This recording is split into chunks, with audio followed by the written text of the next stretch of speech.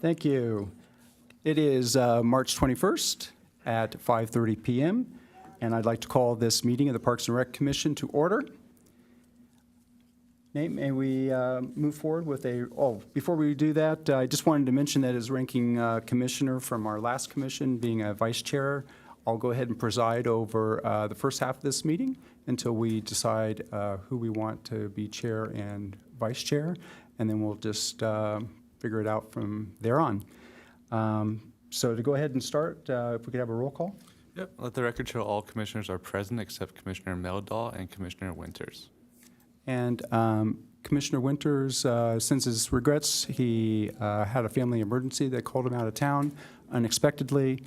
And Commissioner Meldahl, he had a previous engagement before he got appointed as a commissioner. So we look forward to both of them being with us next month. I'd like to, first of all, welcome our brand new commissioners that are sitting with us today. To the far right, we have Commissioner Julie Vander Alwer. Thank you. So thank you very much. We appreciate you joining us. She's actually has 3 years as a commissioner at Solana Beach. So we hopefully there'll be some great cross-pollination of ideas. And then, of course, we have Commissioner Hanson, who's been with us for a while. Next to him, we have Commissioner Michael Quinn. Thank you very much for joining us. We look forward to working with you as well. And then finally, we have Commissioner O'Halloran, who is a continuing commissioner from previous terms. So thank you. If you would all please rise and join me with the Pledge of Allegiance.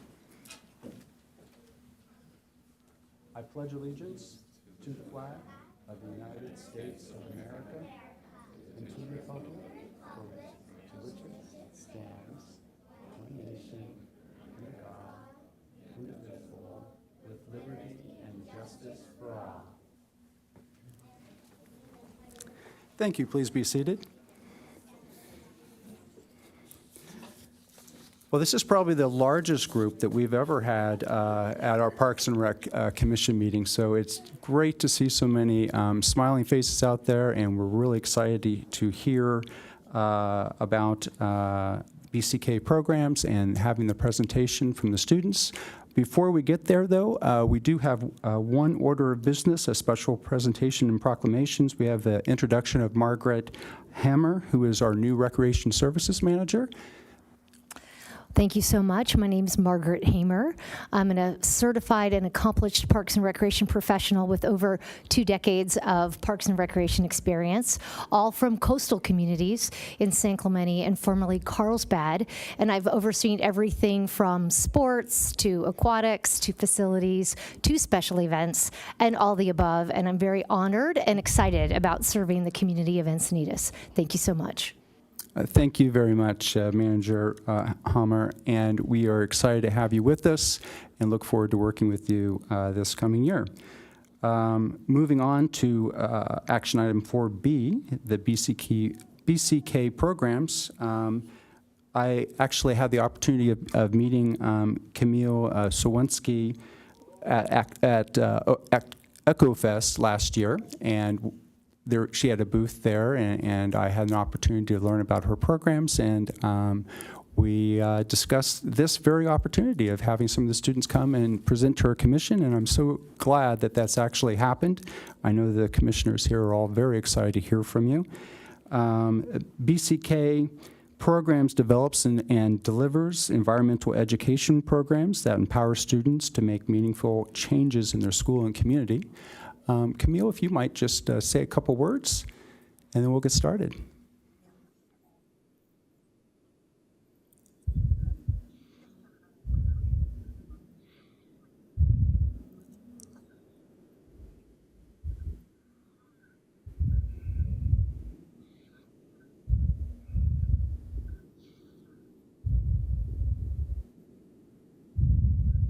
What they believe in. So this is some of them their first shot, some of them their first time ever being in a city council room. And so you are part of the program tonight, and we really do appreciate you being part of it. And with that, I'm going to let Kate come on up.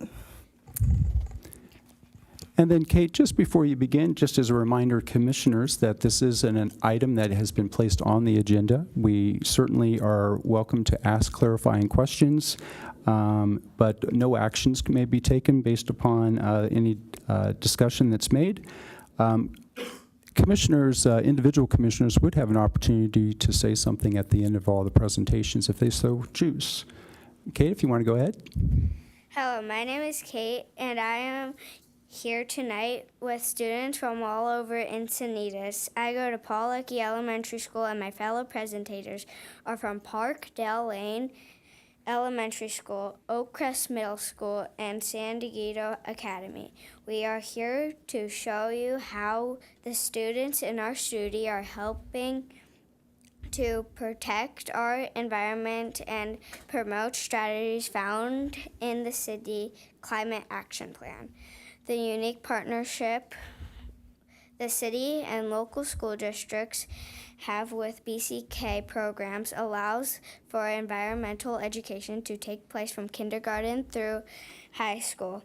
The students who live in Encinitas have been responsible for sparking many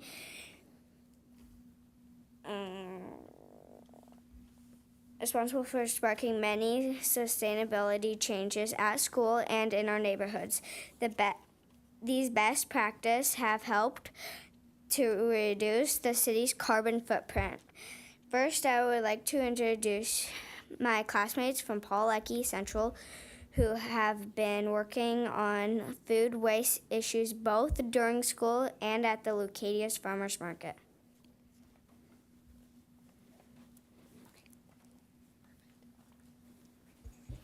Hi, my name is Dante. I'm a third grade student at Paul Leckie Central. This year, everybody in the third grade is studying how to reduce landfill waste at my school. The first thing we learned about was how methane gas goes into the air when we put our food scraps in the trash.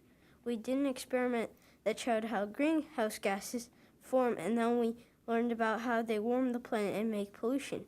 We do not want to do this. During our class time, we used a chart from the EPA to explain what we should do with leftover food.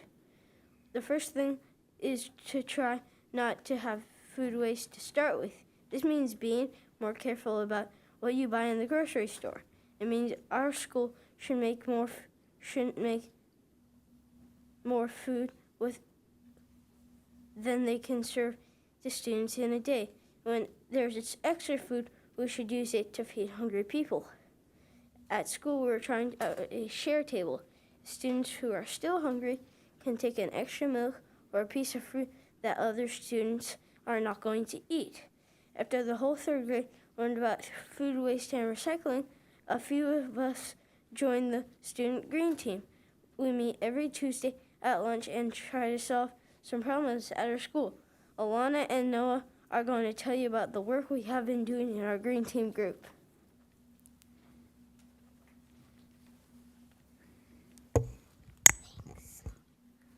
Hi, my name is Alana. At our school, we have a big sorting cart that helps us keep our recycling and trash separate from our food waste. If we use the cart the right way, we would almost have no landfill waste at our school during lunchtime. My team wanted to see if we were using the cart right. We did a contamination audit. We emptied all the bags from each part of the cart and counted the sorting mistakes. We learned that some students were making mistakes and knew we could do better. We want our school to have zero waste at lunch. This is what we decided to do. Number 1, we wrote slogans and made signs to hang up in the lunch area to remind students to help the earth by using the scrap cart. Number 2, we put an orange vest during lunch and we help other kids lunch sort their waste. Number 3, we are writing morning announcements to remind our classmates to sort their waste the right way. Number 4, we are making a video about how to sort our waste that will be shared in every classroom. Number 5, we are helping the city make a reel for Instagram about our sorting process. We hope the older PEC students will see it. We think this will make a difference. We will do another audit at the end of the year to see if it did.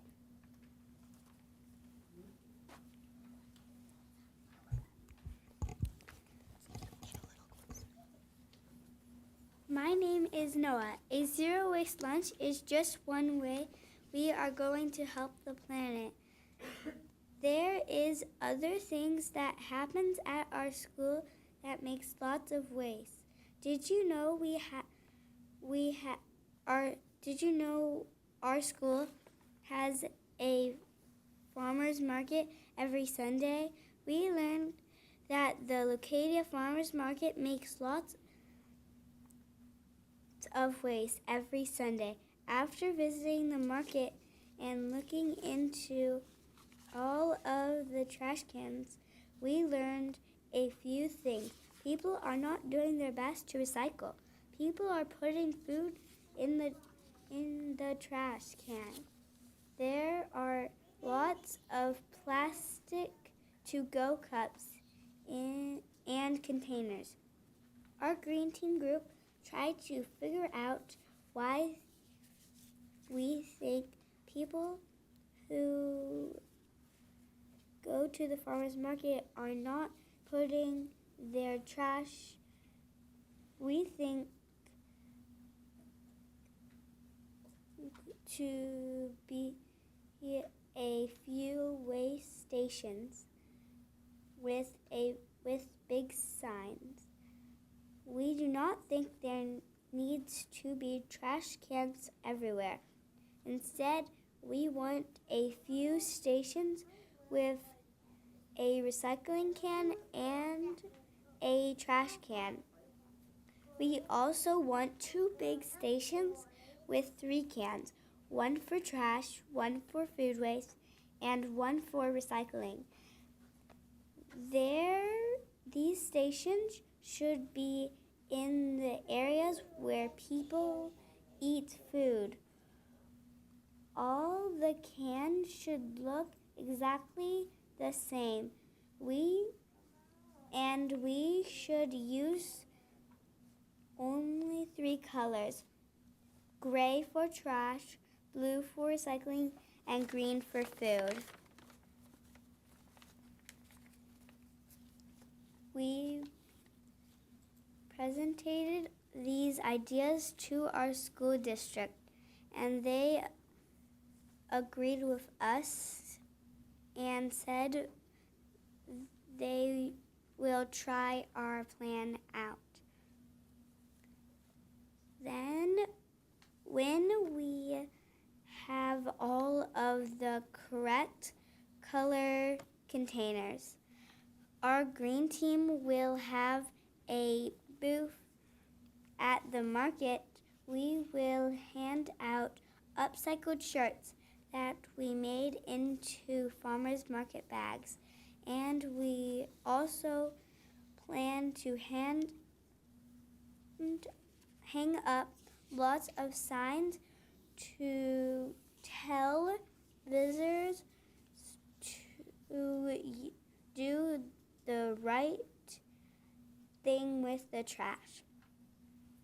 These also just a few things, and work. Thank you.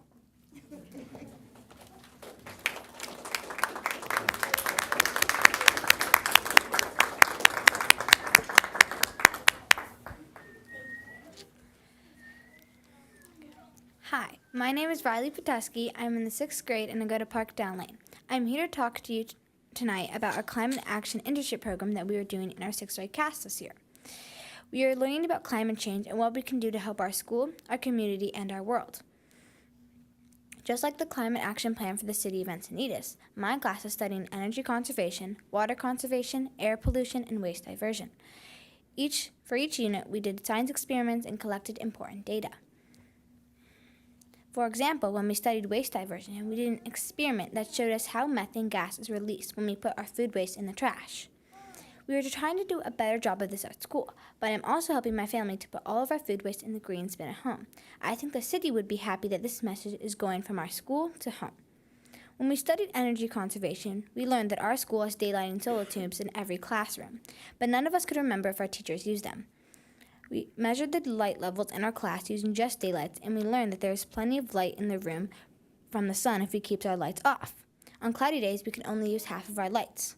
My plan is to visit each classroom to make sure every teacher knows that they have enough light to light their classrooms. From what we studied, 30% of the energy in school is from lighting use. At my house, my mom will dock 25 cents from my allowance if I leave the light on, so this project is perfect for me. These are just a few of the things that we are working on. If you'd like to see more projects, we would love for you to come to our eco-literacy showcase at Farm Lab on May 2nd. I have flyers for you. Thank you.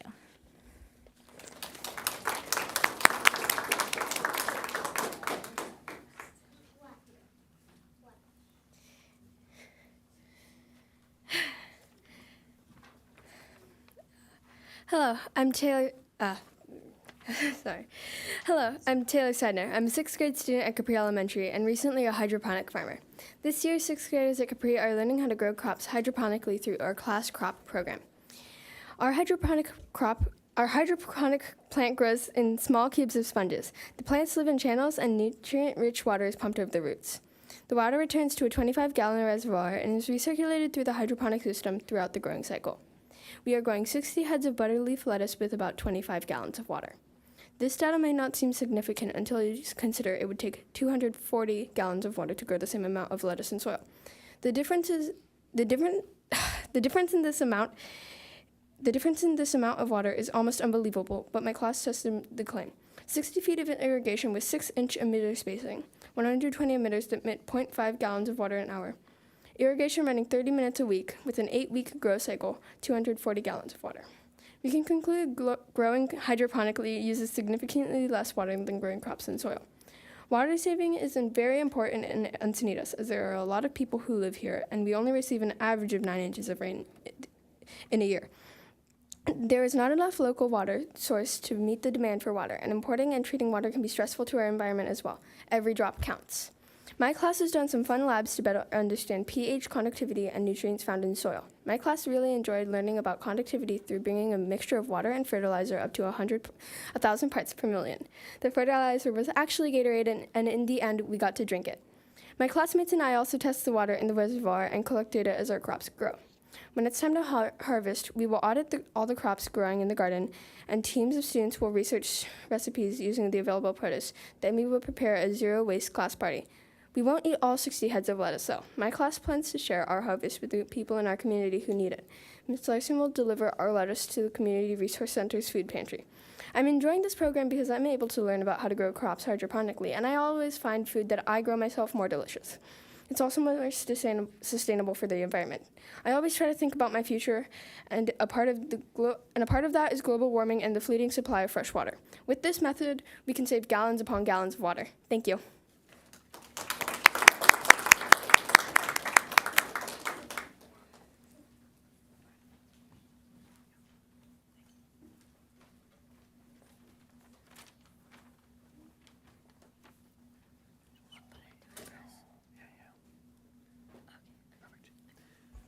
Hello, my name is Mr. Connor Green. I am a 8th grade math and leadership teacher up at Oakcrest Middle School, and these are my ASB students.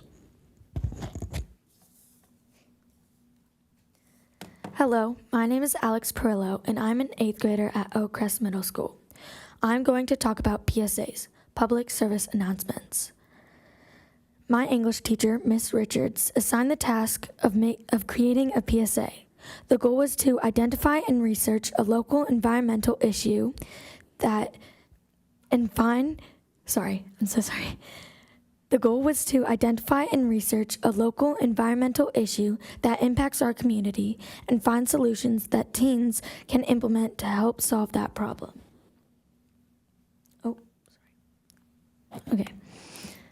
For my individual PSA, the topic I chose was water conservation. This is a very important topic considering San Diego is a desert and has experienced many droughts.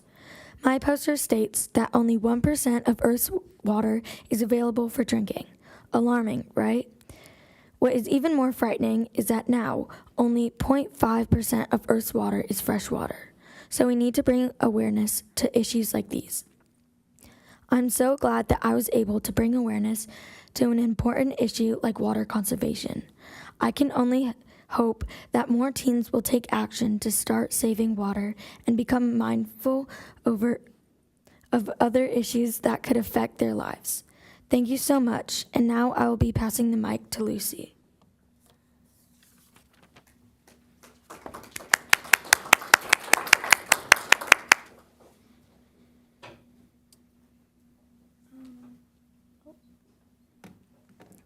Hello, I'm Lucy Wedmore, and this is my PSA on ocean pollution. I made this in Miss Richards' classroom, period 2.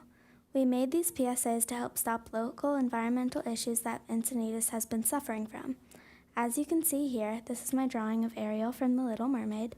She's very sad because there's trash in the water. Plastic bottles, bags, and water jugs are floating all around our coast. My slogan is Pick It Up, referencing to pick up your trash.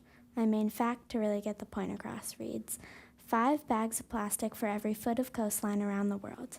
There are approximately 372,000 miles of coastline. That's about 2 billion bags of trash. In conclusion, save a wave. One piece of trash makes a difference. Thank you for your time. Please welcome our next speaker, Benny Churchill.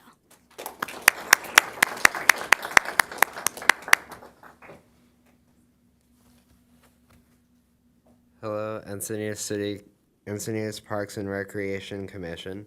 I'm Benny Churchill. This is my PSA project about water conservation. I made this project to inform our community about this issue that has ravaged our city and our state as a whole, but mostly to offer solutions to it. I wanted to show that minor changes in our daily routines can make a big difference. Despite our state being in a mega drought and losing 228 billion gallons of water in 2021. Now, I would like to share a poem I made to go along with this project. It is called, Is Hope Down the Drain? Millions of gallons down the drain, what if our plentiful water does remain? We need water to survive. Without it, we cannot thrive. Water is as fundamental as air, but now there is not enough to share. Our greedy nature has led to this. We now may be in a water crisis. Water is something we overuse. It is a natural resource we cannot abuse. We must conserve water every day. After all, there is always a way. And now, I will pass the mic to Sophia.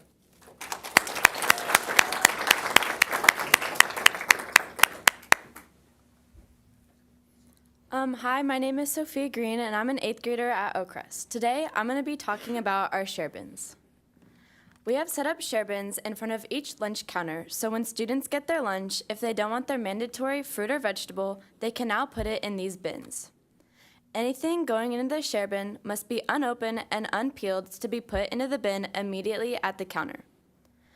At the end of the lunch, the kitchen staff sterilized the unopened food from the share bins to prep it to be served the next day. Some students are more hungry than others, and now they can take an extra fruit or vegetable from the bin, preventing it from going into the green bin or trash. This is safely decreasing food waste in a healthy way.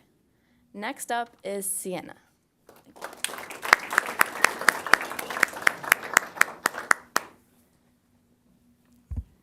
Hello, my name is Sienna, and I will be talking about the waste audit that we conducted at our school a couple of weeks ago. We had BCK programs and ASB students running it. For those of you who don't know what a waste audit is, it's a structured process used to quantify the amounts of types of food waste being generated by an organization. Here are the results of our waste audit. Okay, there. It's a little delayed, I don't know. The total of organics that we collected was 16 pounds. The total amount of recoverable food was 7.5 pounds. We had 4 pounds of landfill waste and 2.4 pounds of liquid, which is very little compared to how much liquid elementary schools have after each lunch.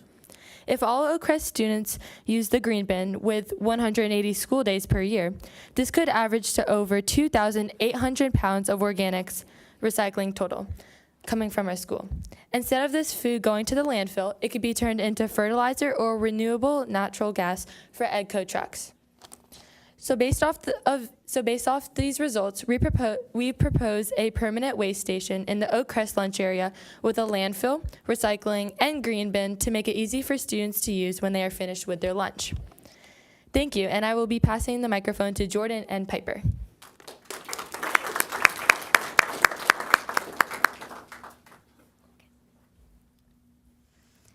I'm Piper. And I'm Jordan Ross. And we're 7th graders at Oak Crest Middle School. We propose a waste station for our school. Big signs would be provided over the bins to clearly direct kids which bin is which. These stations will be where kids normally eat lunch so they can easily spot them and throw away their trash properly. 3 stations will be provided: a recyclable station, an organic waste station, a compost station, and a landfill station. After spring break, we will start using OOPS tags. ASB students will go into classrooms and peek inside their trash cans to see if any waste is placed out of order in the bins. If there is, ASB students will place these tags in the bins to direct the classrooms that something has been thrown away in the wrong bin. In California, Chula Vista and Eureka are one of the many communities who use OOPS tags regularly in their neighborhoods. Trash cans. Thanks for your time and attention.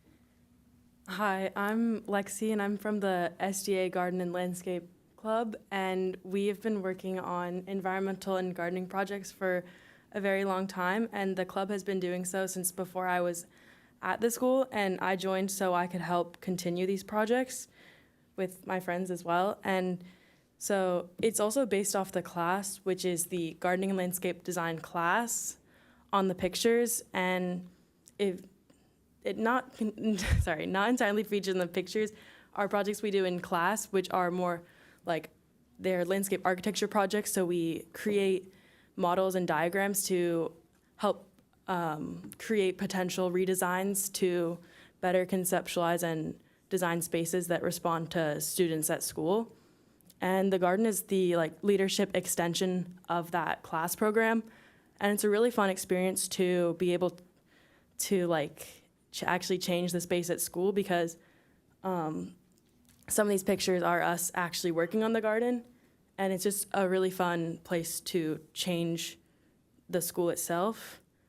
And this is us featured in the Encinitas Advocate newspaper. And behind us, especially, you can see all the different plants we have in our garden, and we use a large variety of native plant palettes to contribute to the local ecosystem to make it blend better. And also we do have a native plants club at school. We kind of communicate with them, so that's part of it as well. And so we basically it's just like a leadership program so we can all have a good garden experience at school. Thank you.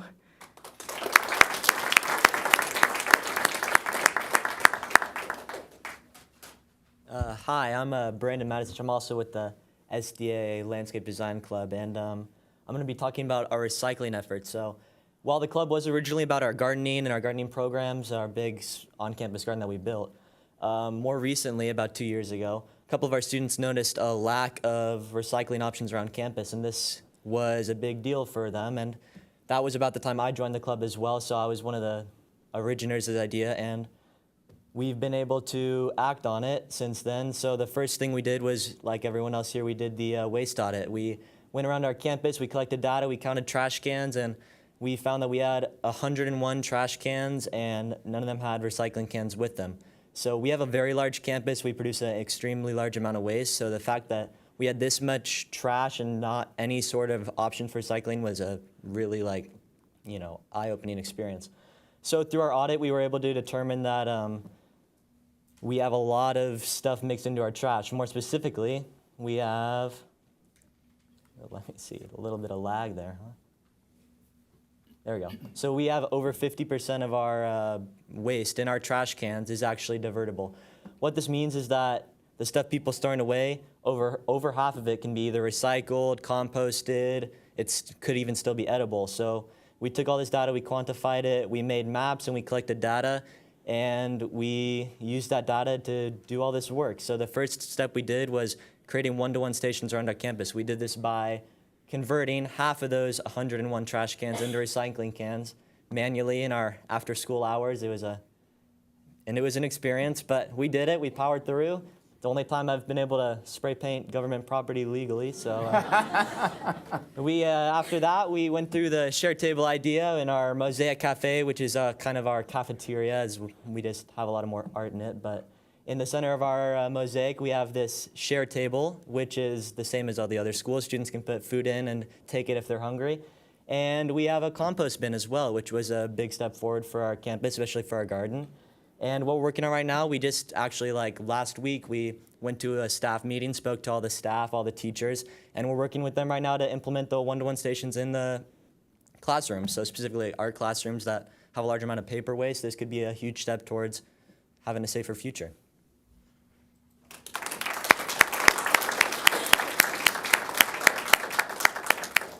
And we have a quick video we put together. This is what we showed students at our school.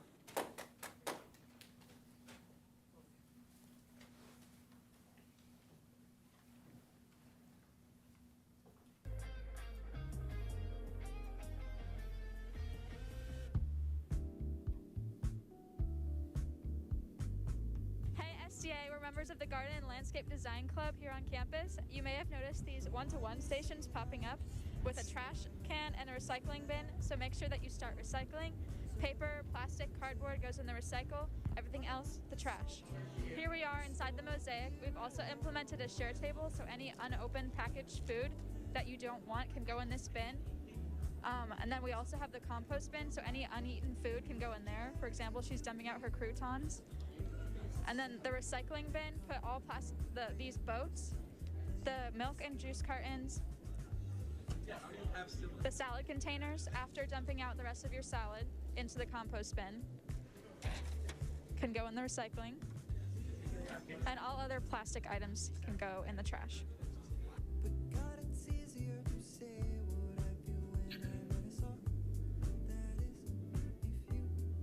In case you didn't think that we recycle at SDA, we actually have this special EDCO bin specifically for recycling that is currently full of recyclable materials and will be picked up by EDCO.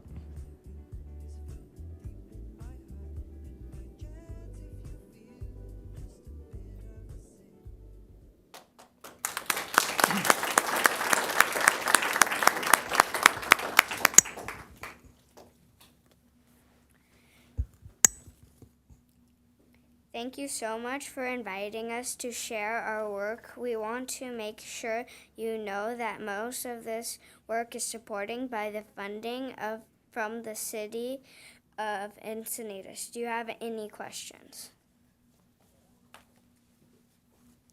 Well, thank you very much on behalf of the commission. We are quite impressed with every presentation. Thank you so much. Go ahead, Commissioner Hanson.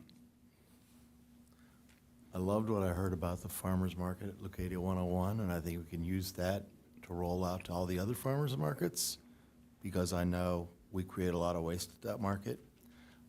So I'd be happy to work with, one little bit out, I'm with Leucadia 101 Main Street Association that puts on that event. We have the relationship with the school district, but essentially it's Leucadia 101 Main Street that puts on the event. So you guys have a key to my house now, and I will do whatever I can to get things done, and I'm serious about it. So if you want my contact information, please stop by and I'll provide it to you. Thank you so much.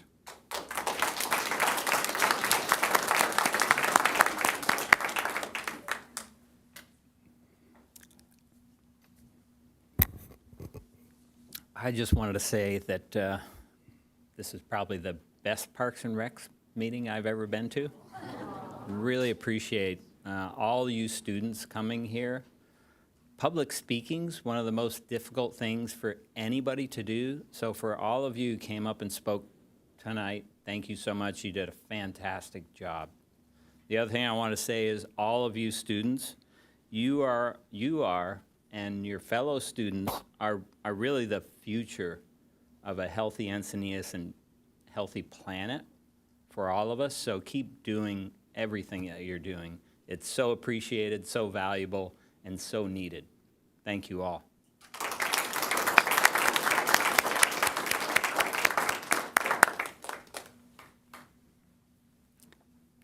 I just had a couple of things to say.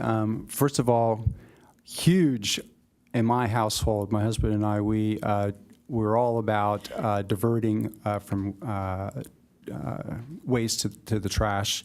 We do worm composting, and so in addition to taking the food waste and putting it into the green can, we also feed our waste to our worms. And we have 2 worm farms, and we measured it one year, and we actually diverted 200 pounds, which is basically me, from the waste stream, which was incredible.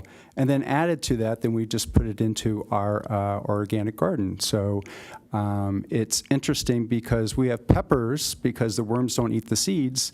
We have peppers and tomatoes that just start growing in the garden from the seeds that are from the plants or the fruit that we ate the previous year. So it's really pretty cool how that whole life cycle happens. I would also say that I get so encouraged when I see our youth be so passionate about this particular issue, water conservation, recycling, food waste, because really you're teaching your parents and other adults in our community on what we should be doing. So we really are looking to you to educate us, and you guys did a fine example of doing that today. The other thing that I would say too is as our economy continues to go more towards this green and renewable industries, interest that you may have today may spark job opportunities for you tomorrow. So I think that's a great opportunity. And finally, I would say that you have all had an experience in talking at that scary podium to these adults up here on this dais, and I know that can be frightening, but you guys all did such a fantastic job. And using that experience, I would say stay engaged civically. We have lots of commissions that you can speak to, whether it's the Youth Commission, the Arts Commission. You're more than welcome to always come back to the Parks and Rec Commission or even the City Council and make sure that your voice is heard. So we definitely want to hear from you. It's not that bad once you get up there. And thank you so much for your time and all the effort that you did in preparing your presentations today.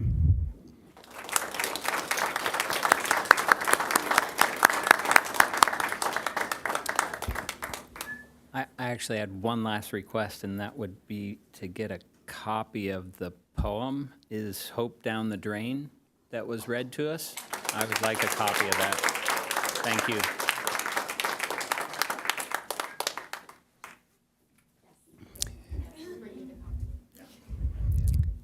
Any other comments from the commissioners, or are we ready to move on? Okay, great. I would certainly invite you guys to stay for the remainder of the commission meeting, but of course, you may find more interesting things to do, like dinner. So for any of those that would like to leave, this is a great time. Otherwise, you're more than welcome to watch us.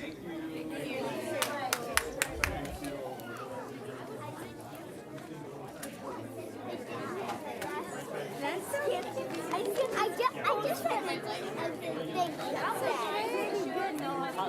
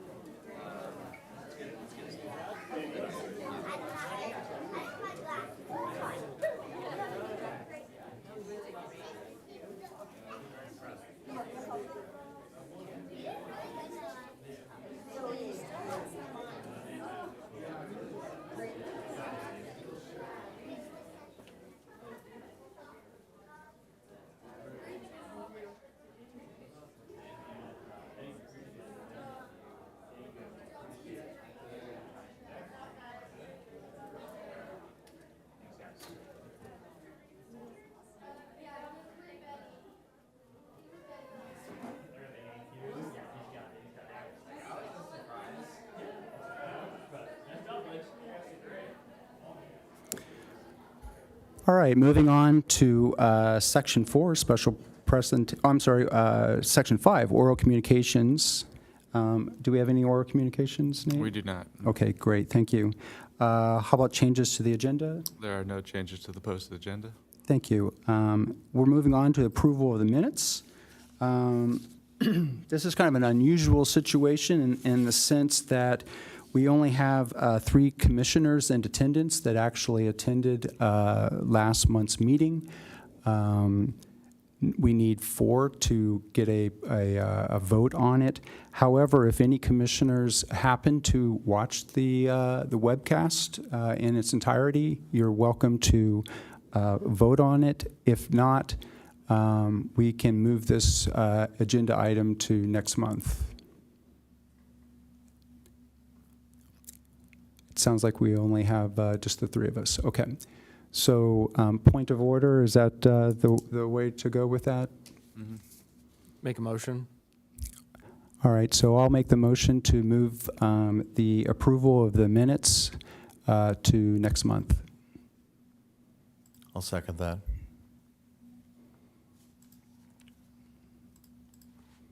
And then we'll go ahead and vote on it.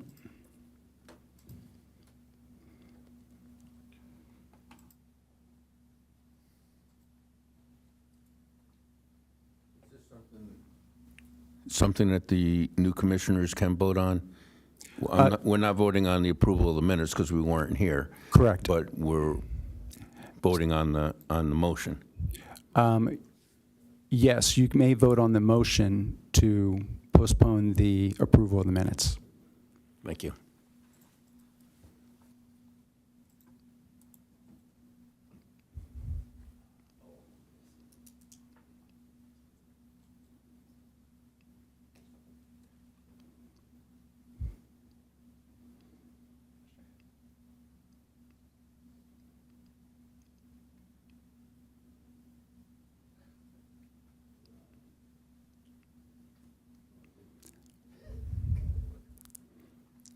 Are you deep thinking over there, Commissioner Hanson?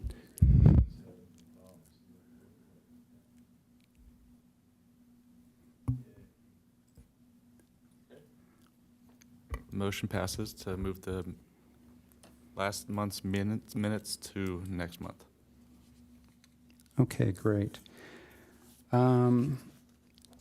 So the next topic on the agenda is action item 8A, Parks and Recreation Commission Chair and Vice Chair.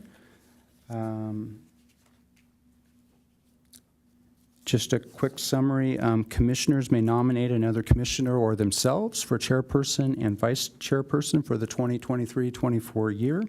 The chairperson presides over monthly meetings, is available 1 hour before each meeting or maybe throughout the previous week to work with the agenda with the staff liaison, normally Manager Nogard, and represents the commission at various city functions or other duties as engaged, and the vice chairperson provides a backup to the chair when applicable. I would also say that while it's normally customary that the leadership positions go to people that have been on the commission for a while, it certainly is open to all commissioners.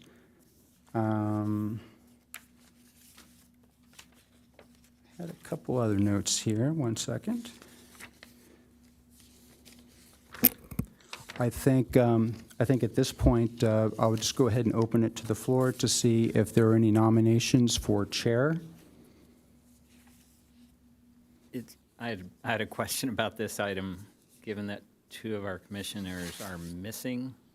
Is this an item that we should proceed on and try and get through tonight, or wait until we have all the commissioners present?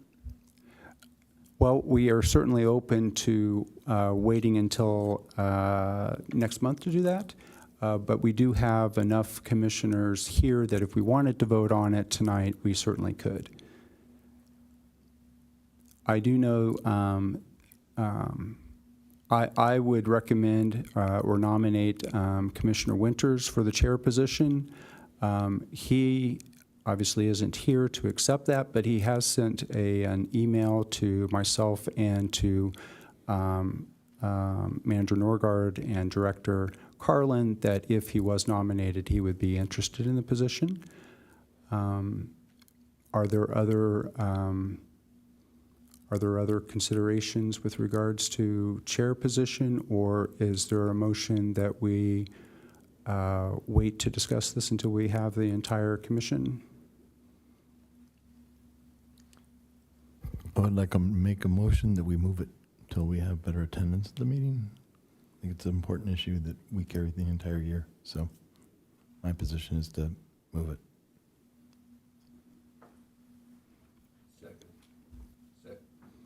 Second. Okay, great. Well, we'll go ahead and vote on that then.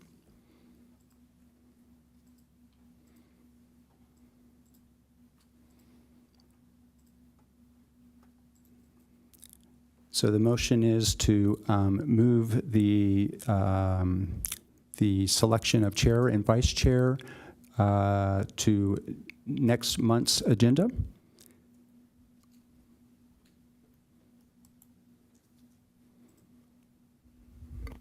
Okay, the motion passes.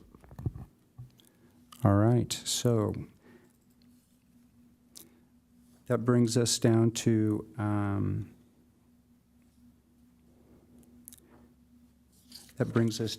the next line item, which is the work plan. So we're going to discuss potential work plan items. This is a brainstorm session to start developing our work plan for the next year and to assign commissioners to ad hocs. We won't be finalizing anything today, so the absent commissioners will be able to voice their suggestions and sign up for ad hocs next month as we continue to refine the work plan. There can be a maximum of 3 commissioners on any ad hoc. If more than 3 wish to be on the ad hoc, then we'll negotiate among ourselves to bring us to that maximum number. Those commissioners who initially volunteer for an ad hoc will work together to create a stated goal language and email it to Manager Norgard 10 days in advance of our next meeting. He will then update the matrix and post it online with the agenda next month. Then this will be our starting point for next month's as we refine the work plan and our ad hoc assignments.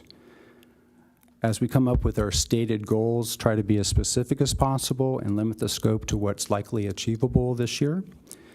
At the end of the term, we'll want our final outcomes to be in alignment with our stated goals.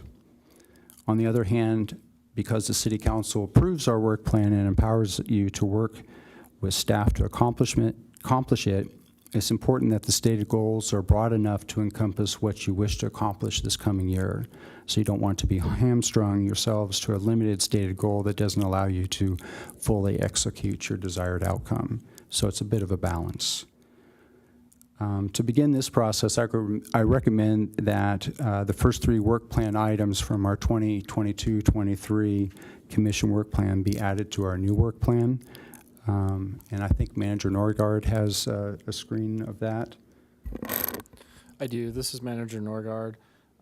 I can show you just real briefly what last year's work plan looked like. Going into the new work plan, this is your current version. It's basically just blank. You have stated goals on the left, members who will be involved, so that will be the ad hocs if more than one person. Your timeline is essentially your annual goal, and then the outcomes. So tonight, if you really want to focus on what are the stated goals, this is kind of your big idea, and then that'll give you some time to think about what the outcomes are. More than welcome to focus on outcomes as well. As Commissioner Ritter mentioned, the first 3 goals tend to carry forward. And so those goals are Park and Recreation staff conduct annual tours for the commission, 1 to observe various summer programs, and 1 to visit city parks, beaches, trails, and open space. This is an opportunity for commissioners to learn more about our park and recreation divisions, basically hands-on in the field with staff.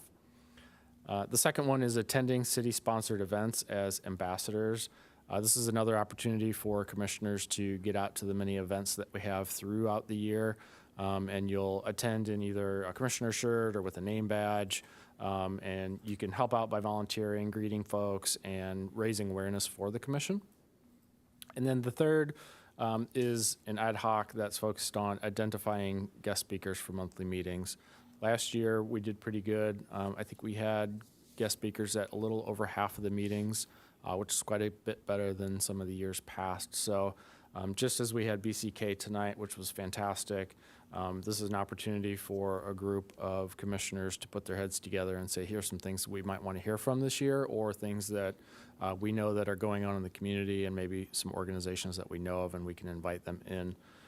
So just a quick recap of those before you get into some of the other big ideas. And then, of course, those 3 ad hocs, we would look for commissioner volunteers for those positions. And perhaps, unless there's a particular one that you are like, oh yeah, I definitely want to do that, we might kind of scope out maybe some ideas first, and then we can work a little bit more on the assignments afterwards. So I do know of some things that staff has been interested in looking to the commission for some assistance on, and I could share a couple of those, and I'll just kind of maybe list them, and either manager might pipe in and provide a little bit more background on what the specific need is. The first one is that our department is going to be resurfacing the tennis courts at Moonlight Beach, and we need to consider the court overlays that are going to happen there. And there's a possibility that we could minimize conflict between the tennis and pickleball players by creating dedicated courts that are separate from each other. And one option would be that we could assign one sport to Cottonwood, one sport to Moonlight Beach, and then it would physically keep them separate. So there's an opportunity there to have an ad hoc form to kind of reach out to the community, try to get input, and move forward with that idea. Yeah, I think we do want to add something around sport courts to our ad hoc committees for sure this year. I know that there is analysis going to be going on at Encinitas Community Park around feasibility of using parts of the park for additional sport courts. So that's another item or another topic for that ad hoc to work on. So the whole sport court idea, volleyball, pickleball, tennis, we definitely want to add to our work this year, I think. And I know I've worked with it before, and so I'm definitely interested in that particular item. I would say that was one of our big items that really was a success for the commission last year, was that involvement that you did with Commissioner Warren in reaching out to tennis and pickleball. So we would certainly value you being on that ad hoc again. I was a member of that same team, and I'd like to continue on that team. Oh, and I apologize, Commissioner Hanson. All right, well, there seems to be interest on that. That sounds fantastic. Manager Norga, did you have any additional comments on that particular item? No, I see this as really a carry forward of the work that was done before and a continuation of that work. Okay, great. You know, I had one comment on the carryover from our previous three, in particular the tours that we made, and whether or not we can add some kind of language around the commission providing feedback or recommendations as identified or appropriate as part of those tours. I know we had conversation in our last couple of meetings around, but if we could add some language like that to the goal, that would be great. Sure, I think the best way to accomplish that would be to draft some language and send that over ahead of the next meeting, and we can have a chat about it. Sounds great. Thank you. And that's what we'll do with all these ad hocs, is work on some draft language so that we at least have something to kind of drive forward. You know, it's kind of hard to start with a completely blank work plan and get the verbiage exactly right. So I think kind of assigning it, the ad hocs to kind of work on that responsibility, and then we can kind of fine tune it at the meeting. The other item that was staff recommended work plan item is the opportunity to review field allocation policies and seek public input. Manager Norgard, did you want to discuss that in greater detail, or would that fall under you? Manager Hamer, we are working to review the current process, and we are hoping to develop an allocation policy and process that is more diverse with equity of different sports for different youth and adults to have field time versus a majority. So that's one of our goals, and we'll be working together and taking the input from commission being very critical and important as our liaisons to the community.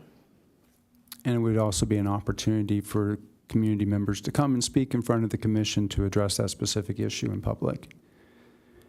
Do you find that from a recreation services at the center that the allocation of the rooms and so forth are adequate, that there doesn't seem to be much of a conflict with regards to that in programming? So it would depend on the time of day. Often, there seems to never be enough space.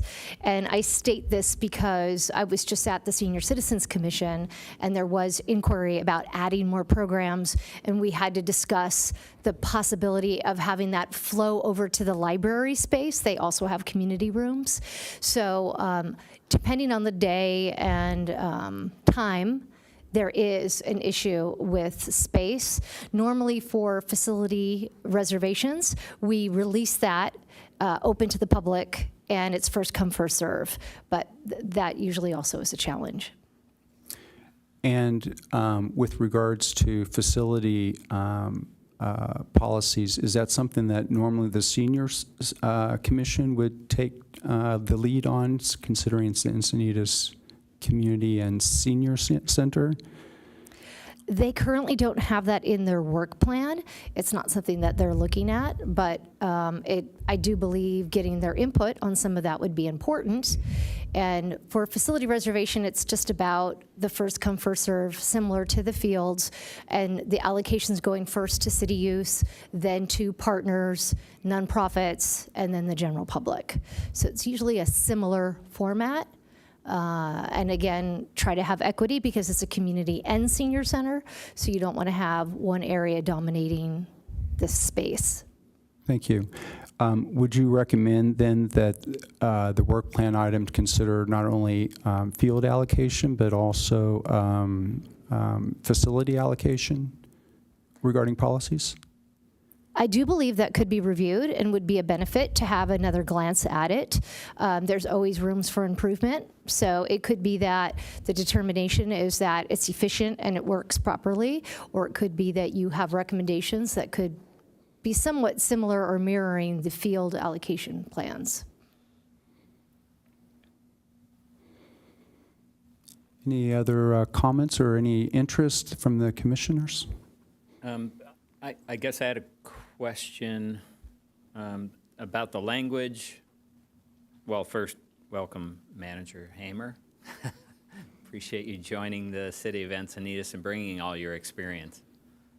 The field allocations we're talking about, does that include all our parks across the whole city? And so an inventory of fields at every one of them, and an identification of who's using them, and so data around all that field usage, and then trying to understand or overlay that with some level of equitable policy updates?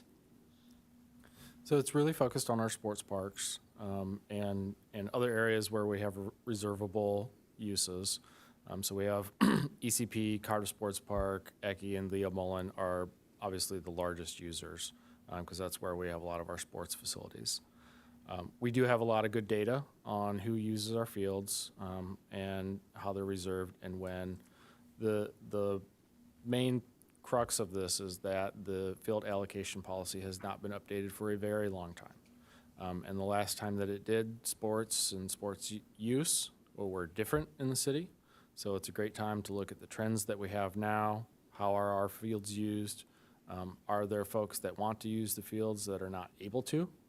And so we do have a lot of good data that we can look at through this policy, potentially look at some other jurisdictions, how they do it.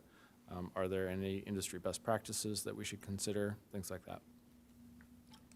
Definitely sounds like a great work plan item for us to take on and get some community input on for sure.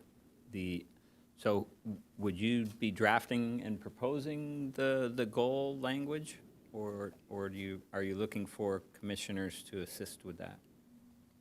Typically, the commissioners lead in that, and if you want to make something that's even pretty broad and send it to staff, we can help focus that into something that's actionable.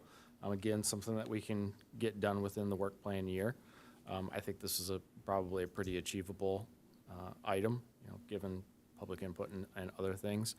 But if the commission, and it doesn't have to be at this meeting again, because we're going to carry that into the next meeting as well.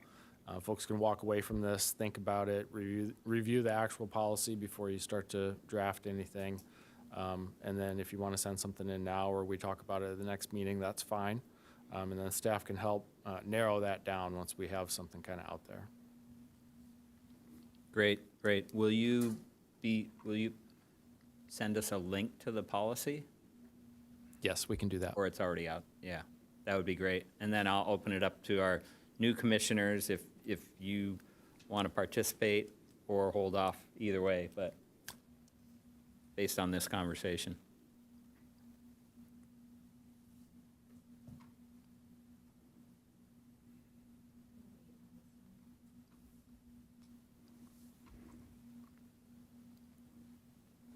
I'm going to wait on this one. Okay.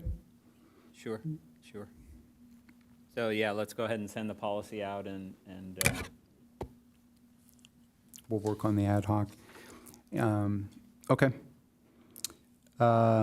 Recreation Services is also working on launching a volunteer recruitment. It's kind of a new program with the new software that they're having. Manager Hemer, was there something that the commission might be able to do to help you along those lines? I do believe the commission's support and assistance in launching the Volunteer Opportunity Program, as well as helping us to build and develop those opportunities. The challenge will be that hopefully we have lots of people interested in participating in civic service and support, and we won't have enough assignments for them.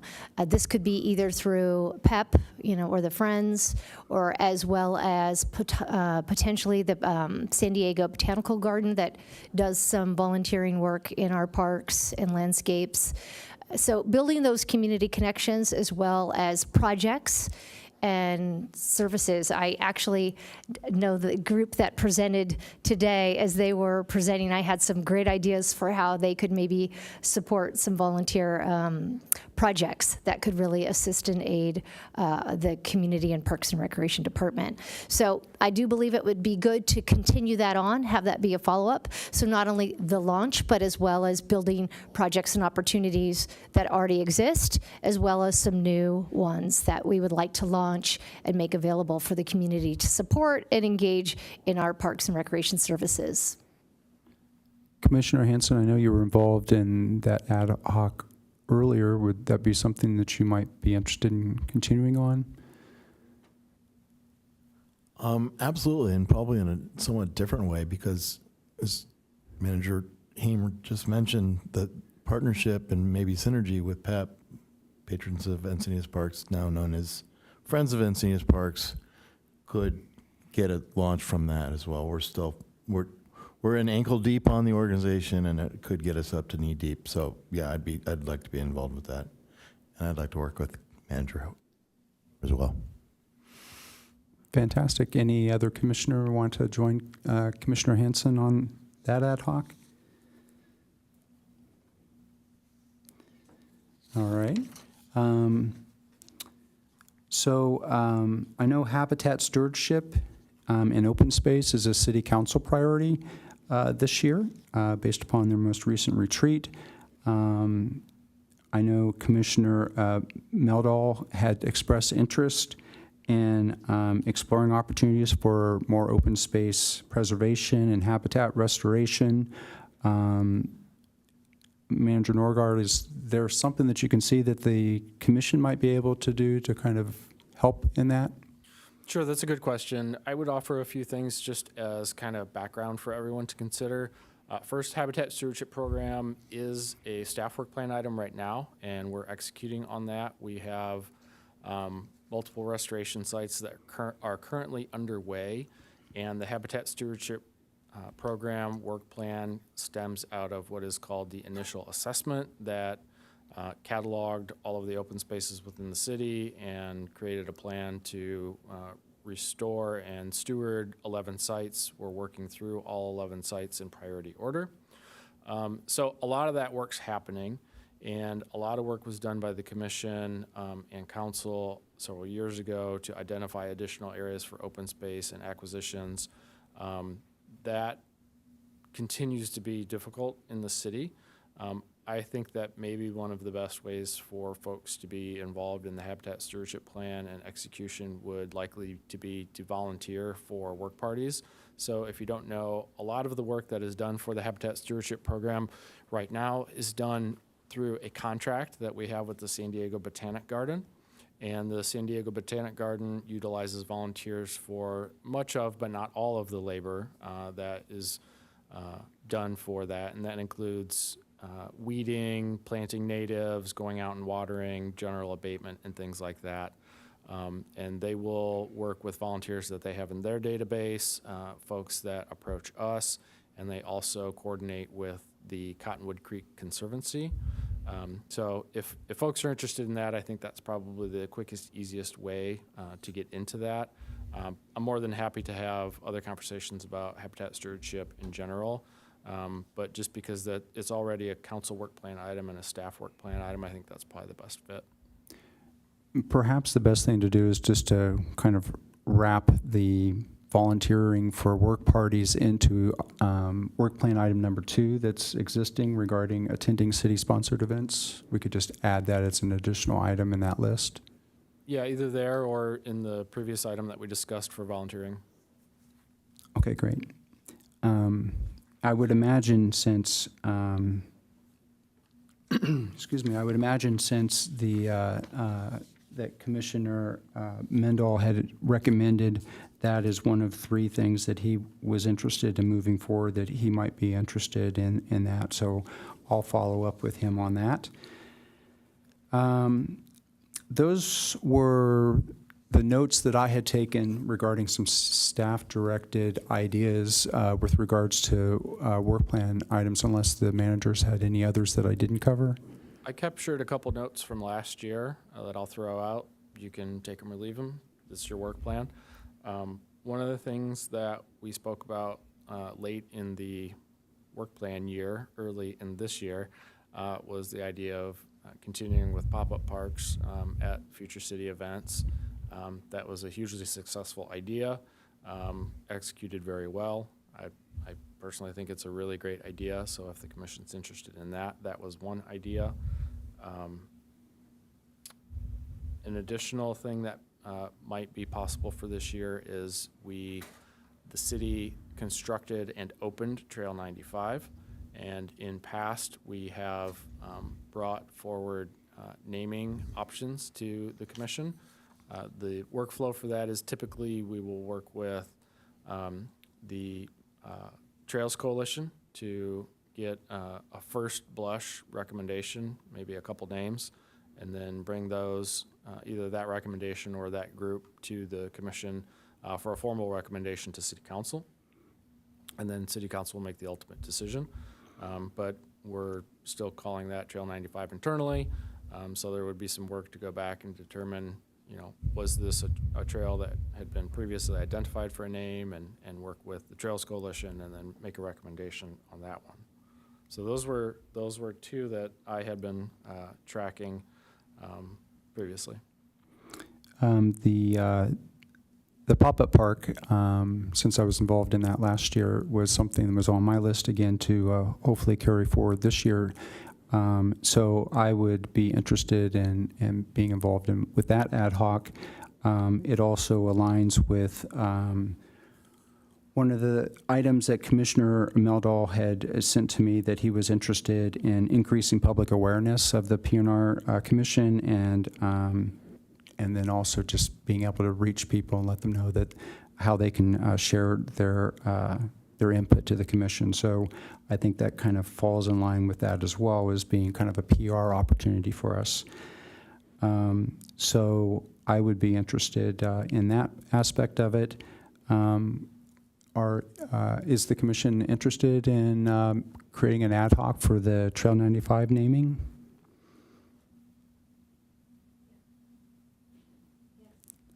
Yes, I would like to be on that. Okay, fantastic. We'll put you on that. Great.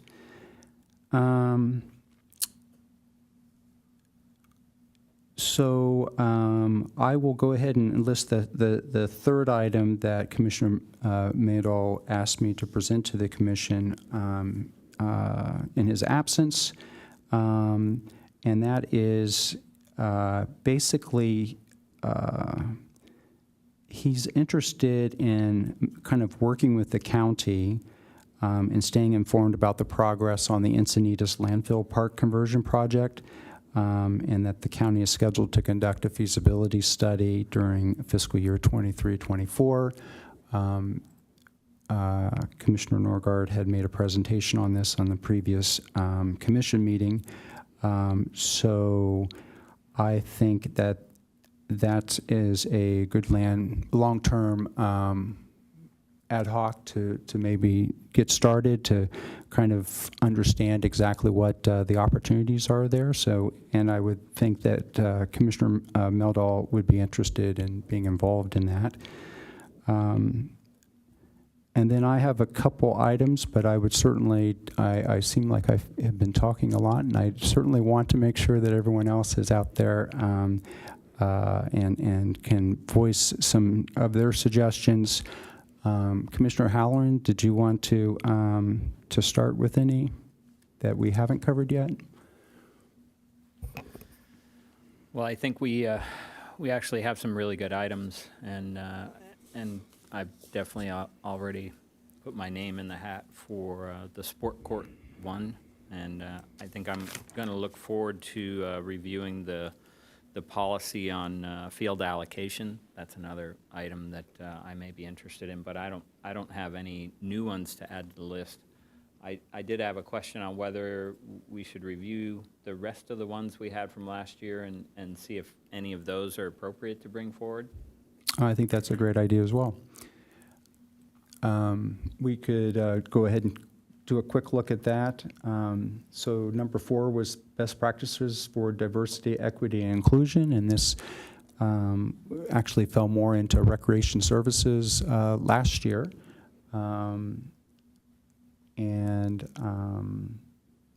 Do you Manager Hemer, do you feel like you need some assistance along those measures more than what was accomplished last year?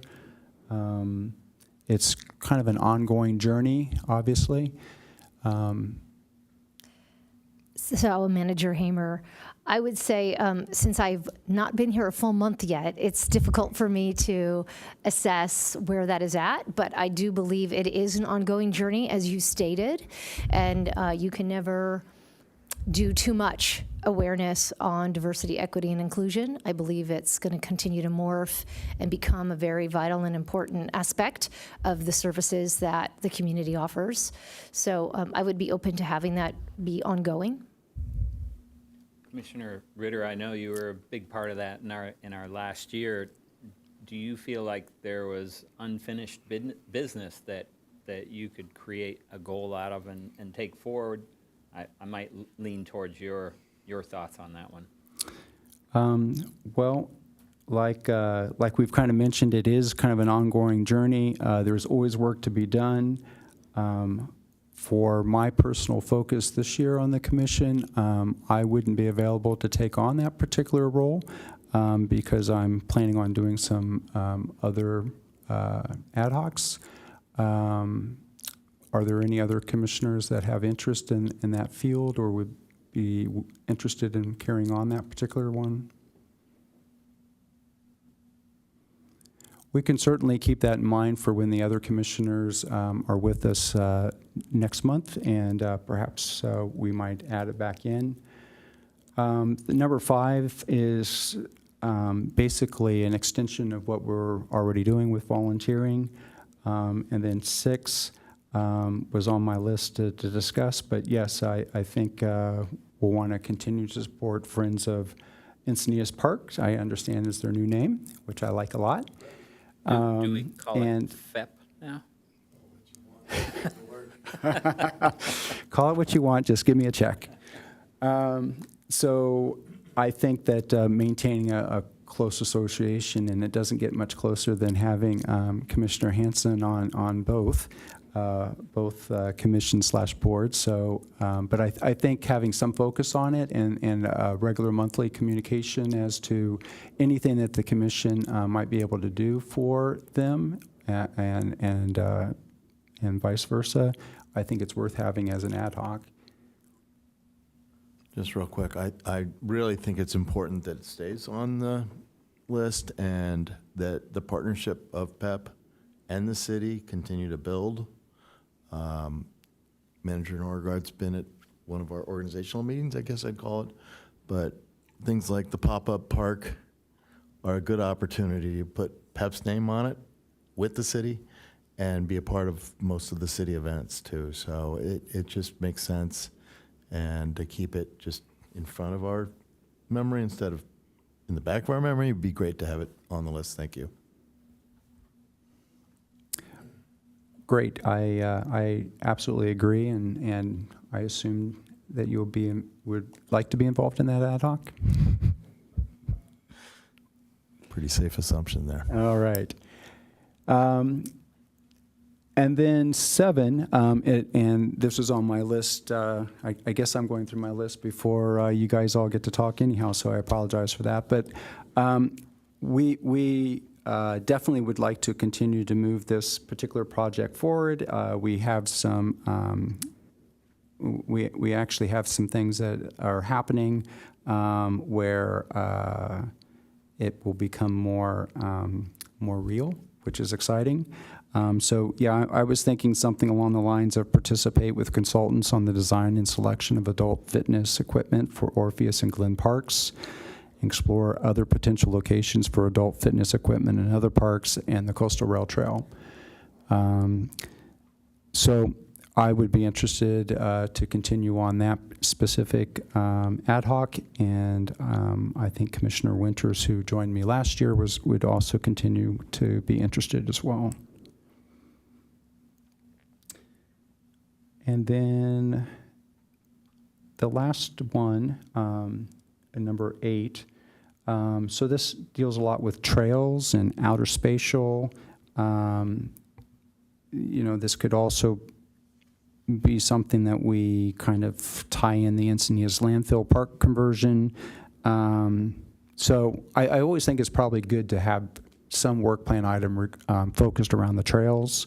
And I think that with outer spatial being so new, there are opportunities where we might be able to help out and maybe fleshing out some of the details on that, whether it's walking trails, making sure that it seems to be correct.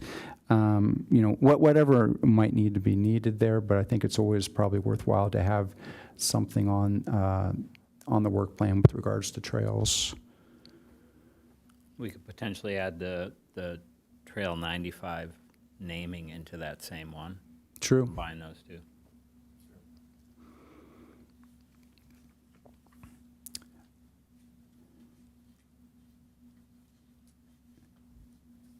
Sounds like we have our work cut out. We have a lot on the work plan, yes. The only other thing that I had listed, and then I'll certainly open it back up to everyone else, was just if we have consultants that have they been hired, or we just are going out to bid to be hired for ECP to look at sports courts for the park? And I didn't know if there was anything that the commission might be able to do to support that process, or whether at this point the consultants are just going to do their thing and we just got to wait for it.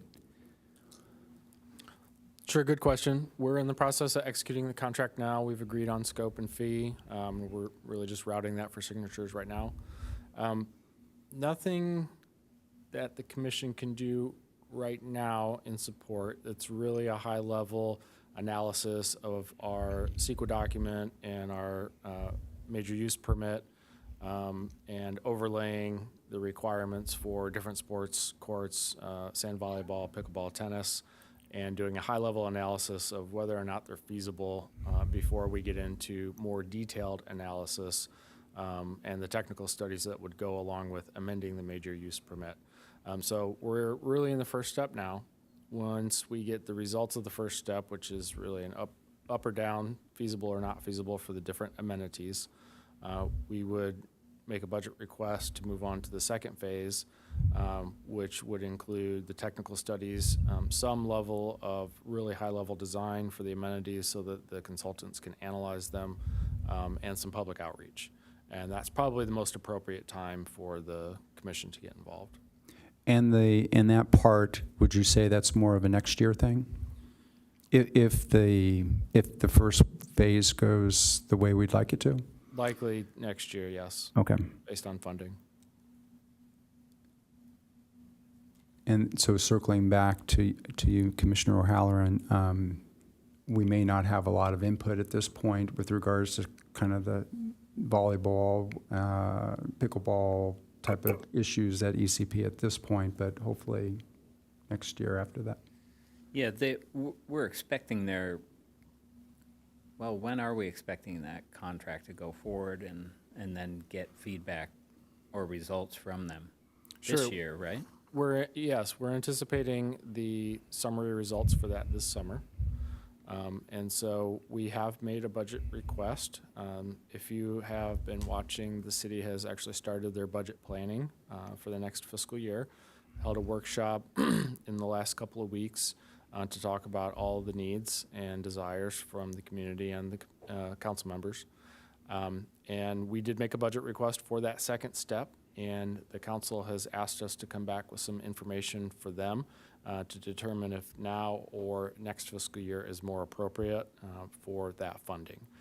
So we owe council that, and we'll have it to them before their next budget hearing, and they'll use that in deliberation to determine if that should be funded now or in the future. Follow-up question on that, is it the Parks and Recs view that it's appropriate for that funding to go forward now? I think it'd probably be appropriate for us to put that information together and send it up to council. Great. Thank you.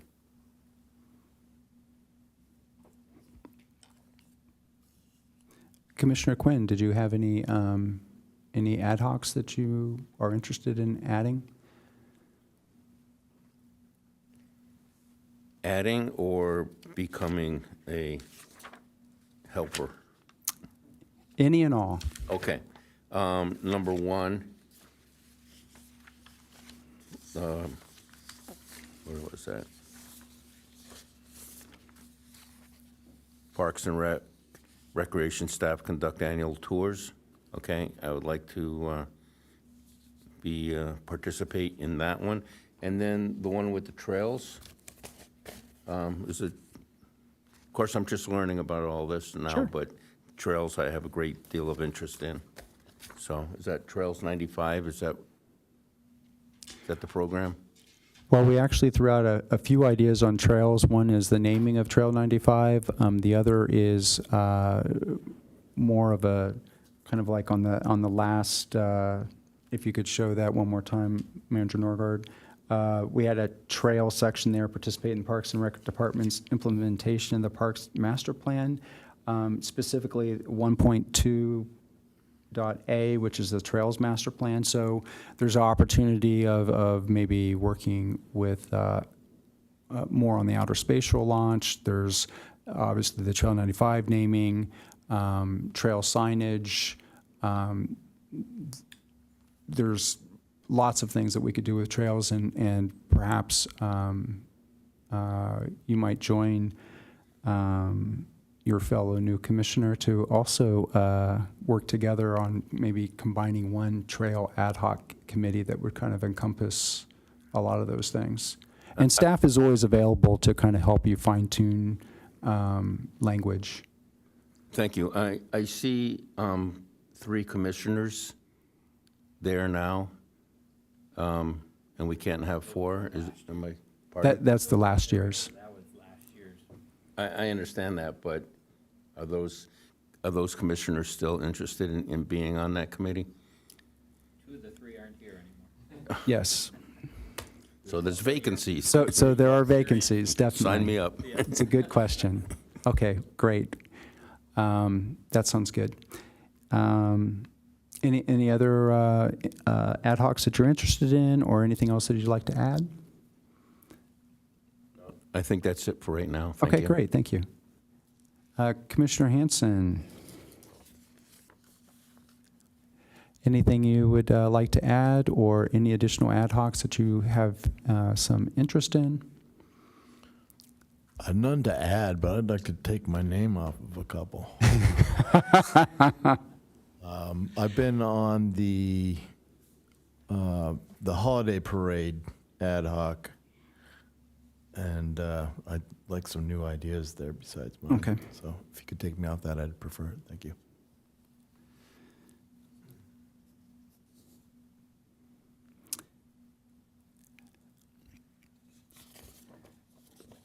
And as a quick review, Commissioner Hanson, I have you interested in the volunteer ad hoc and the PEP, or the Friends of Encinitas Parks, and were there any others that I had you on? Yeah, so it was court use with Commissioner O'Halloran. Oh, yes, exactly. Thank you.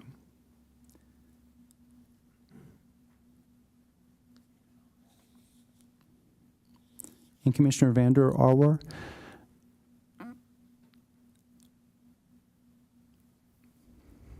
Yeah, my only thought I brought in was the pop-up parks, because I think I'd seen it either in the newspaper or on the city website, and it looked super interesting, so I definitely wanted to put that on the work plan. Oh, fantastic. Yeah, it's already on there.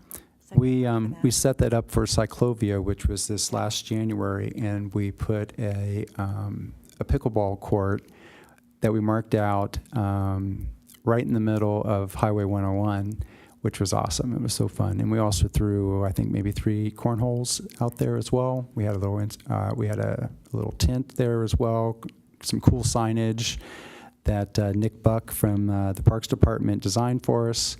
And it really drew a lot of attention, and we had a great time doing it. And so I think that that would be great to move that forward.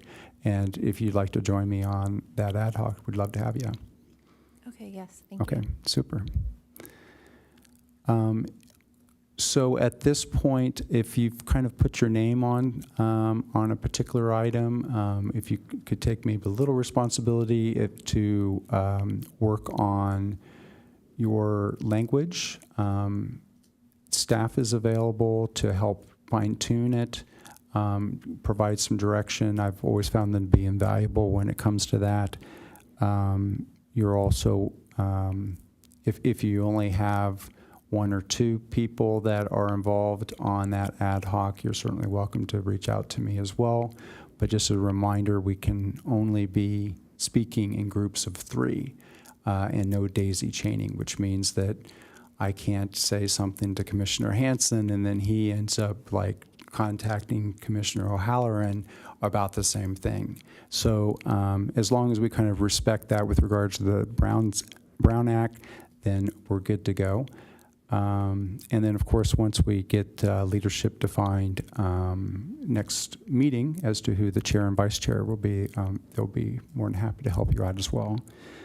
I did notice that when we looked at the items for the first 3, we have Commissioner Quinn with the first one. We don't have anyone currently on the holiday parades. Which is, the holiday parade is kind of the biggie on that one. Other than that, generally, we're all acting as ambassadors of the city and the Parks Commission to attend some of the city events. But I would say that the real time-consuming and part of this ad hoc, and correct me if I'm wrong, Commissioner Hanson, is the holiday parade. That's the biggest time. Okay. Great. Is there anyone that has interest in managing that process? Basically, what happens is the commission has a spot in the holiday parade, and the commissioners or commissioners that are involved kind of work on coming up with a theme for us, and just kind of work with the logistic details, the work with park staff to make up a sign. That type of thing. So it is something that's a little bit more intensive towards the end of the year for the holiday parade, which tends to be in the first half of December. We'll go ahead and just leave that one open. Perhaps some other commissioners that are absent today might have interest in participating in that role. The other one that we don't have somebody currently for is the guest speakers, where basically you work on identifying and coordinating guest speakers for our monthly meetings. Is there anyone that has any interest in that at this point?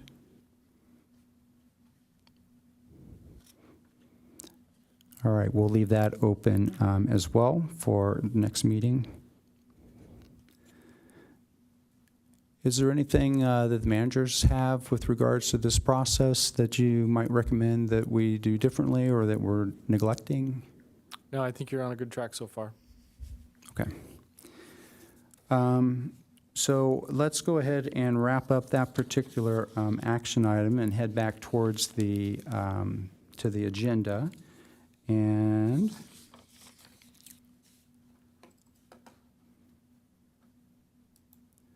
so next up, we have, this is more of a detail that is pretty easy. It's just basically looking at the meeting dates for 2023. If you look at your monitors now, you see we're at March 21st. These indicate the dates that we'll be holding our meetings, with July being dark. We don't hold an in-session meeting here, but rather we generally take that month to do a park tour, and then we're dark in December. So basically, all I need is a motion to approve these proposed meeting dates. Motion to approve the dates as written. Second.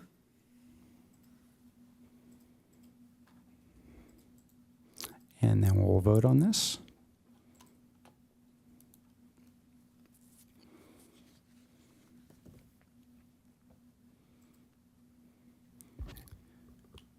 Item 8C is approved.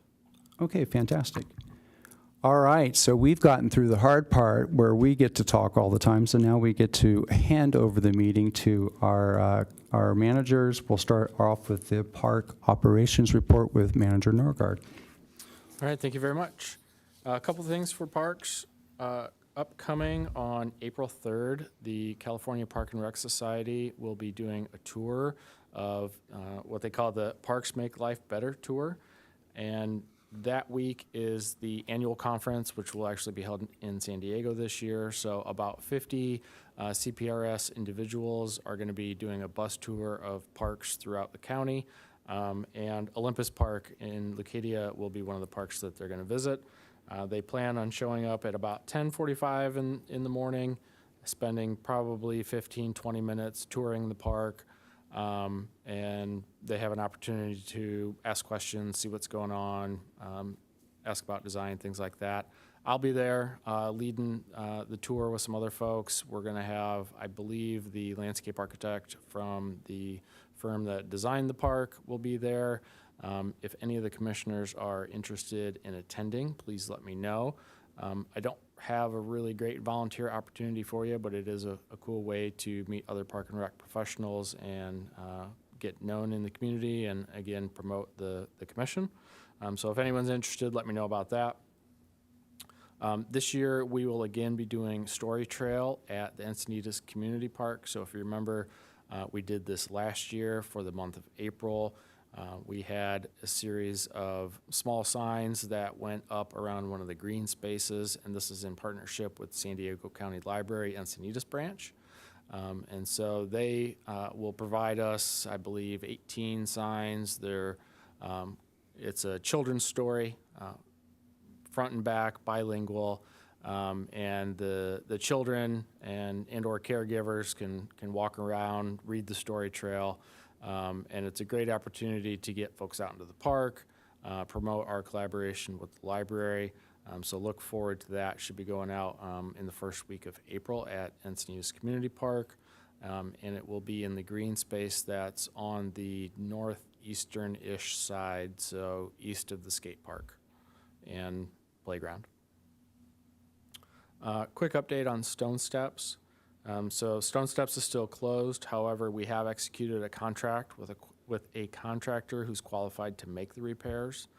As you know, this winter has been very difficult for the California coast and particularly the Central Coast. So many of the contractors who are qualified to make these repairs are doing work out of town.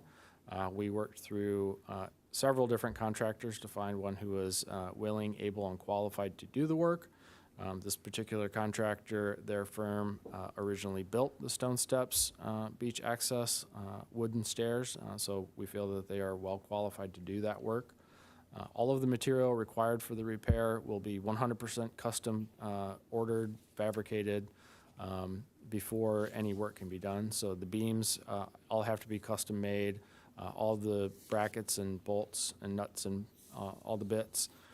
All actually have to be custom fabricated to meet the specifications for structural loading. Once they're fabricated, then they're going to get sent out and be hot dip galvanized. And so the contractor's right now anticipating about a 6-week lead time prior to getting the materials.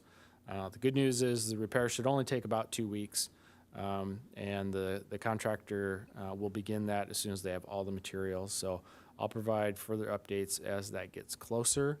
We've been putting updates on the city's website, and we've posted signs at Stone Steps with QR codes so that folks in the neighborhood can hit that with their smartphone camera and get the latest updates.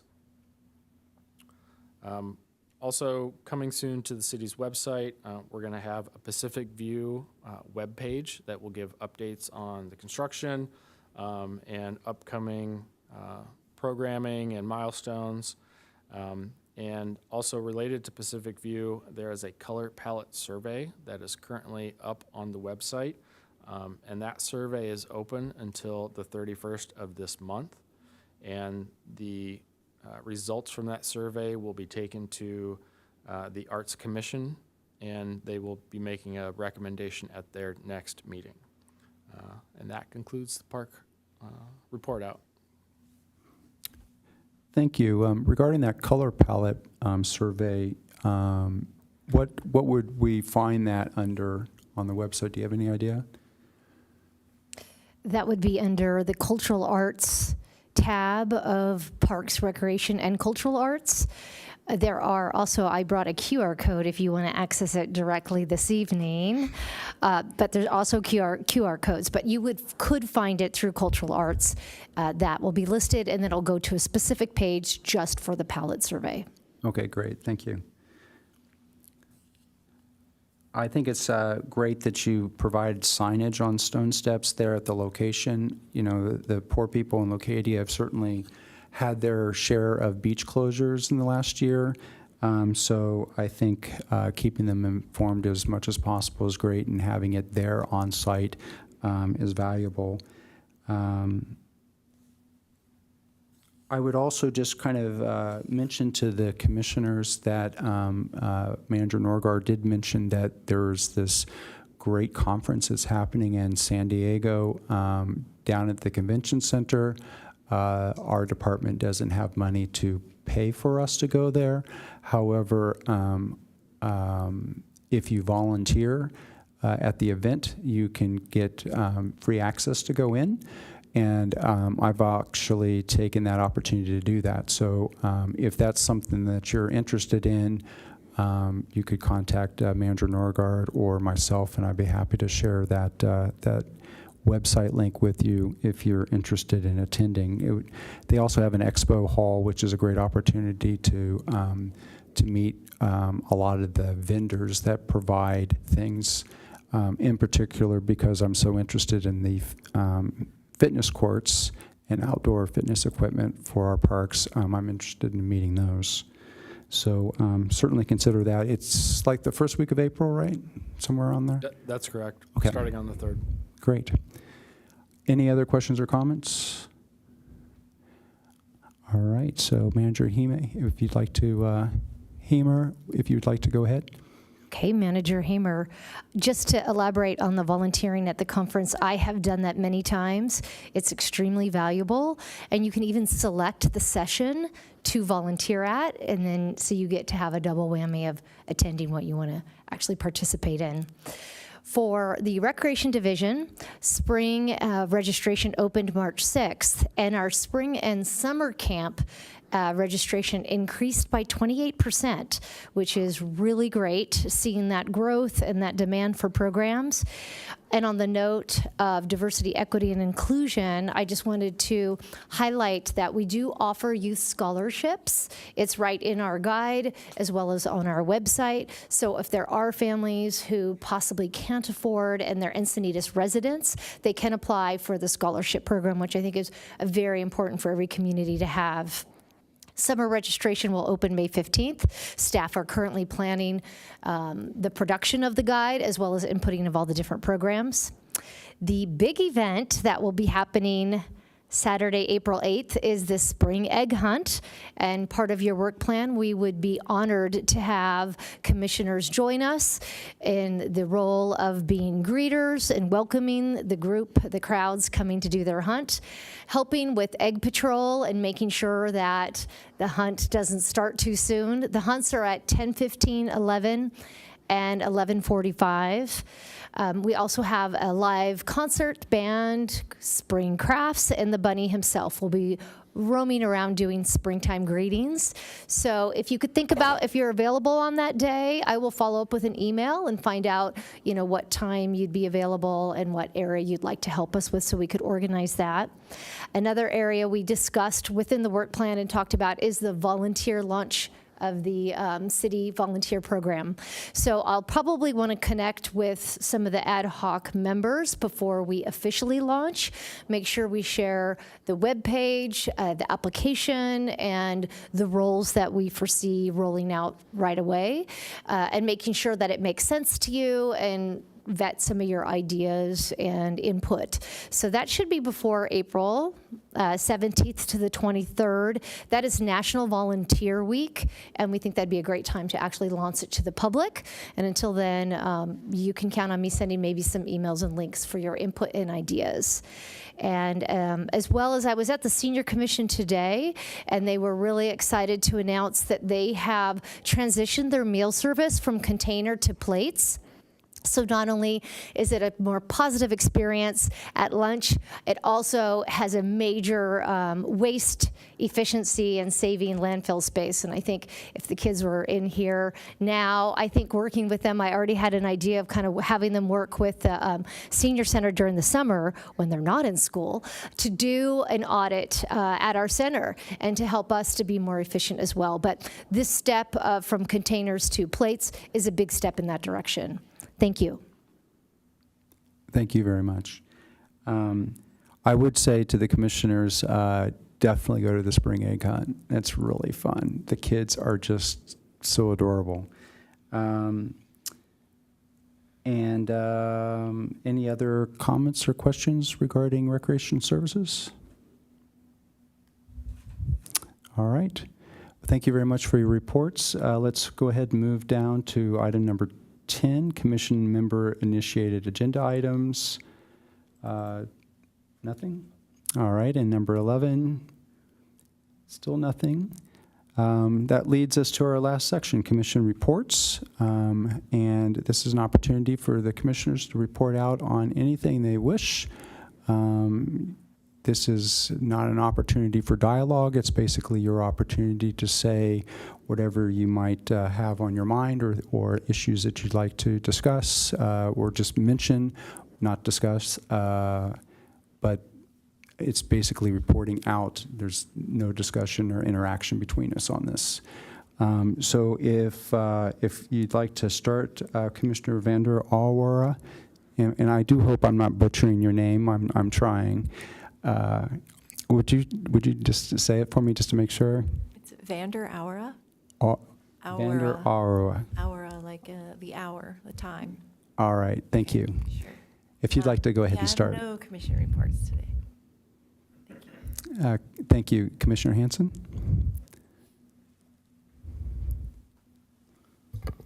Last year's Easter egg hunt was the most populated of the commissioners and by far and away, I think the most fun we had. Well, Cyclovia was fun, but the Easter egg hunt's just a blast. So to you new members, I encourage you to be there and have fun. Welcome, Manager Hamer, and welcome back, guys. Thank you. Go ahead. I don't know if this is appropriate for this number 12, but it seems to me the rail trail, the dog stations are pretty far apart, if you can find them at all. I frequent the rail trail quite a bit, and my dog likes to mess the sidewalk. And, you know, as far as like trash cans and bags, it seems like there's not enough. Just wanted to state that. Fantastic. Thank you very much. And park staff will probably take a look at that. Commissioner O'Halloran? Not much to add. Just welcome to Commissioner Vander Aura, Commissioner Quinn, and Manager Hamer. Welcome and look forward to working with all of you. All right, and I'd like to also extend the same welcome to all of you, and thank you for allowing me to go ahead and run the meeting in the absence of a leader at this point. There is one thing that I did want to report out, and this is something that I've been working on for the last couple years, and it would be my final report on this particular item. And it has to do with the San Alejo-Manchester intersection. So I just wanted to give a final presentation to the Commission on the trail connectivity project in Cardiff. for the San Alejo-Manchester intersection to the San Alejo trailhead, so the lagoon trailhead. So when you take a look at the map here, you can see the intersection is the Y section there, and then if you follow it down, you'll see the trailhead of one of the trails going into the lagoon. So this is kind of the main way that Cardiff residents access the trails in the lagoon. I think this is it's an opportune time for our new commissioners to see that the efforts that we put into projects can eventually become reality. This was actually a pet project of mine before joining the commission 2 years ago, and being on the commission and the Trail Ad Hoc Committee helped me marshal visibility and support for this project. While we had incredible new infrastructure going in from the I-5 Manchester intersection to the lagoon, the pedestrian access from Cardiff to the lagoon was still very dangerous. So, you know, Caltrans and Sandag, they did a fantastic job of putting in DG paths and bike trails to get from the freeway to the lagoon, but there was still very dangerous access to go for the residents of Cardiff to actually go to their nearby lagoon.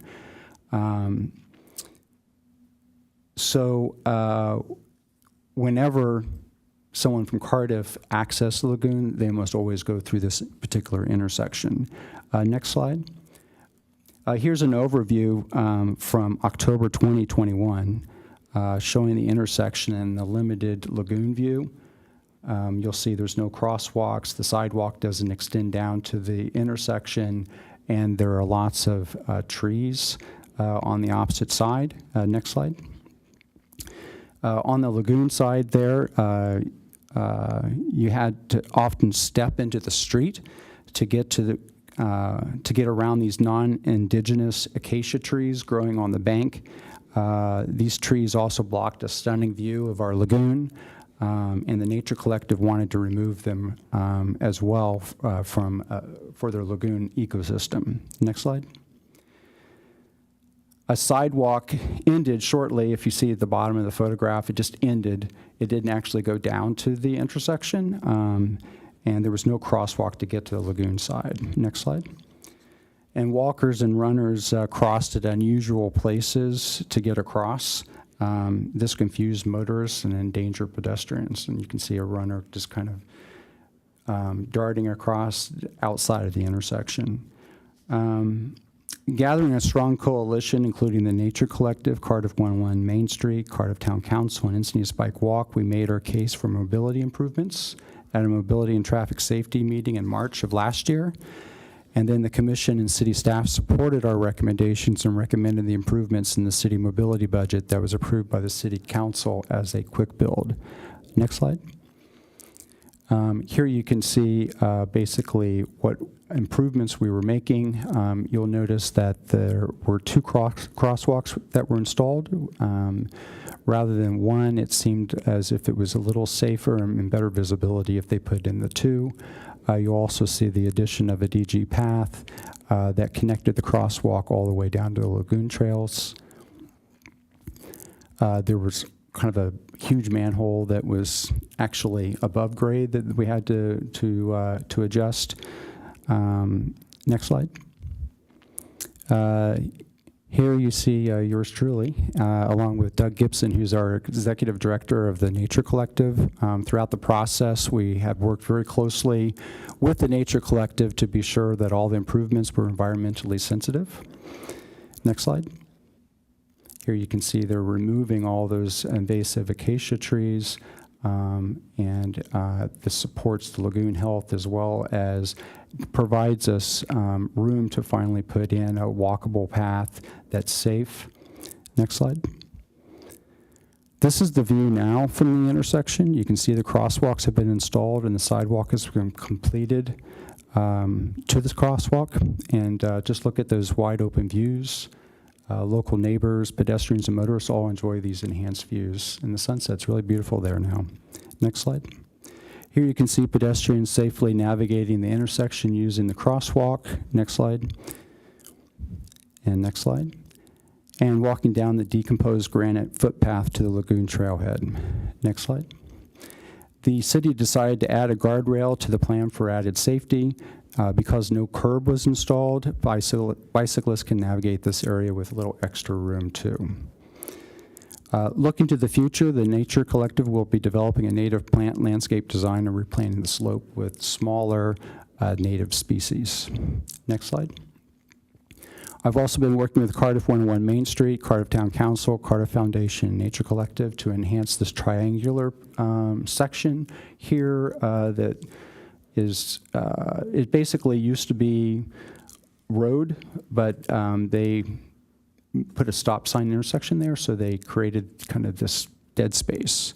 And I'm working with these organizations to install a welcome sign, a Cardiff by the Sea welcome sign, and some native plantings. I've also raised $1,000 towards the project. As you can tell, I take pride in the work that I've done to make this small area of our community better. The work can be tedious, it's frustratingly slow, but I learned a lot about city government and the importance of building coalitions that support your efforts. And it really leaves you with a great feeling that you see people using what you help build and getting positive feedback from residents. As we further develop our commission work plan, I hope we all feel a great sense of accomplishment on what we will achieve this year. Thank you.